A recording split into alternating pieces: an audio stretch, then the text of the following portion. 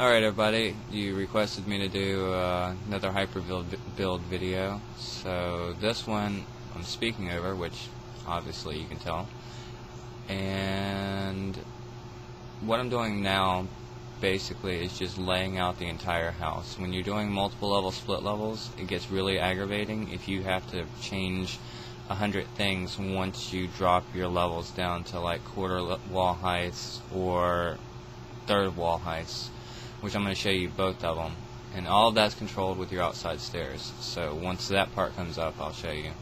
But I'm glad that I got a good response on the first one. This will probably be the last one of these that I do. It might not be, but it'll be the only one that I'll do with some instruction speaking over it. It's just really time consuming to build the house and then to edit the video down and slow down spots and speed up spots and the whole process. But hopefully this one will solve a lot of the building problems that you guys are having. You can see how I do some of the stuff in game. I mean, there's a lot of wonderful tutorials out there, and this isn't meant to trump any of them. This is just to show an example of what it's like to use some of those tutorials in game, because sometimes when you're playing the game and you're building it and you're trying to do a split level staircase or indoor outdoor pool, alright, so you know, you run into problems. Well, here's the stairs for the split levels. Now what I'm going to do is I'm building 3 towers next to the house. Your first tower is 3 staircases down. Your second one is 6, and your third one is 9. Now, if you use the 9 height, like if you go 9 down, then you're going to get quarter heights on your very top floor. Now what I choose to do is I choose to do 8, because I wanted to have a little bit more thickness. And you'll see once I start building the height difference from where you have a foundation height at the bottom, and you can see that there's an extra 2/4 of wall up. You're only missing the very top portion, or 2/4 of wall up, sorry.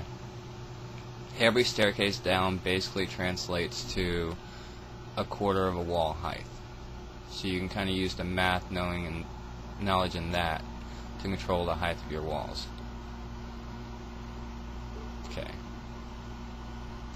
You see this, both of the top floor ones, if you look at that one, it's 2 foundation heights, and so is this one. And the way that was done was I used the 8th height instead of the full 9. If you look at the banding around the house, that's a foundation, because that was done with a 3 for the very bottom floor, and then a 6 for, you have bottom floor, full wall, and then another quarter wall, and the 6 makes that quarter wall.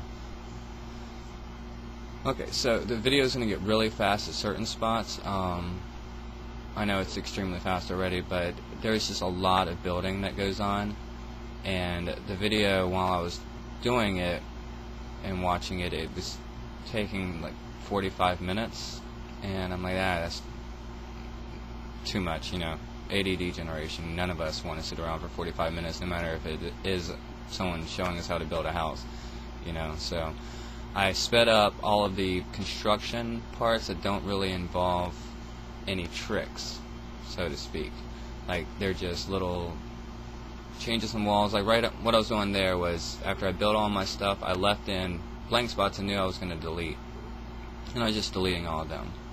Alright, this is 3 stairs down. This is your underground garage. So you do 3 stairs down, and you level it out. The little platform in the center will be for a floating staircase, or a non-floating split level staircase, which I have a tutorial up. I'll try to collect all the tutorials and post them on the form underneath the video, so you guys can kind of go straight to those tutorials once we get through. But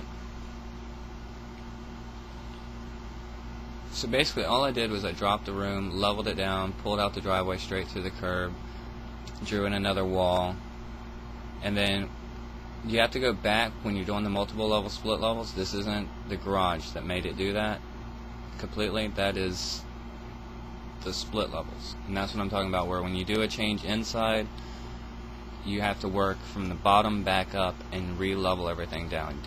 If you work from the top down, then whatever you do on the floor below it will adjust the floor above it. so you need to work from the bottom up and re-level everything down to whatever your base height is. So this is the split level staircase, which basically what you do is you build your stairwell.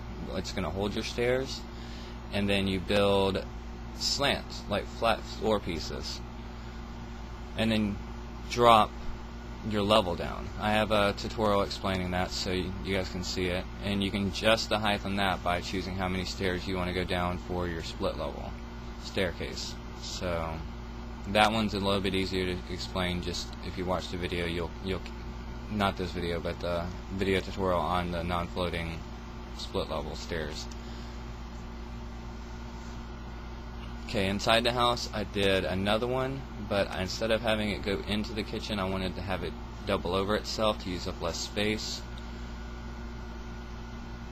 I know most of you probably got a laugh at the last kitchen, so I don't know if I practiced this kitchen or if this kitchen just made more sense to me whenever I built it, but whenever I start decorating, you guys can see that it didn't take me an hour and a half to build, put cabinets in.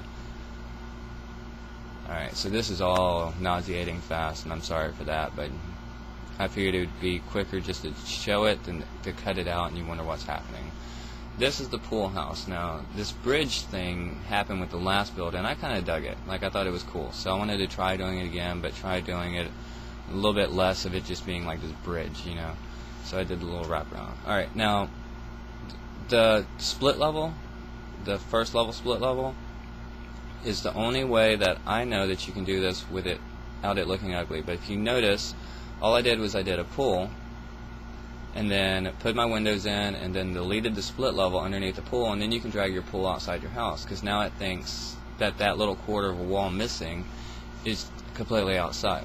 It's just a little way to trick the game. I didn't come up with that tutorial. I can't remember the guy's name. I'll post his pool tutorial though, so that you guys can read it, because that definitely was not mine. Multi-level split levels and the non-floating stairs were both tutorials that I put up.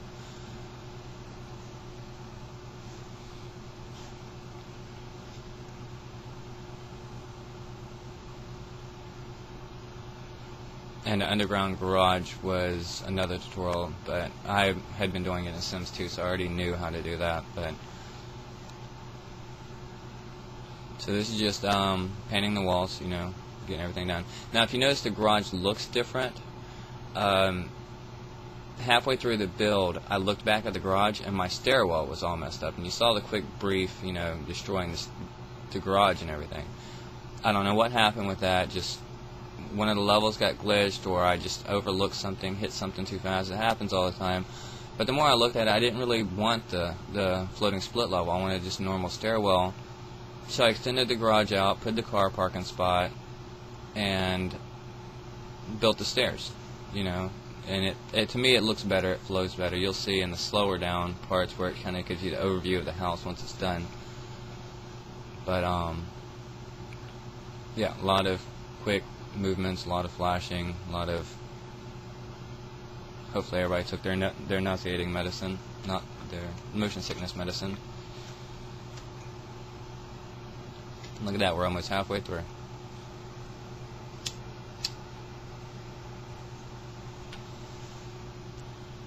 Okay, so interior design isn't one of my strong points. It's something that I'm working on in the game.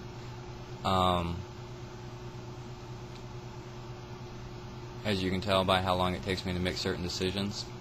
But I still get the job done, and it looks nice to me.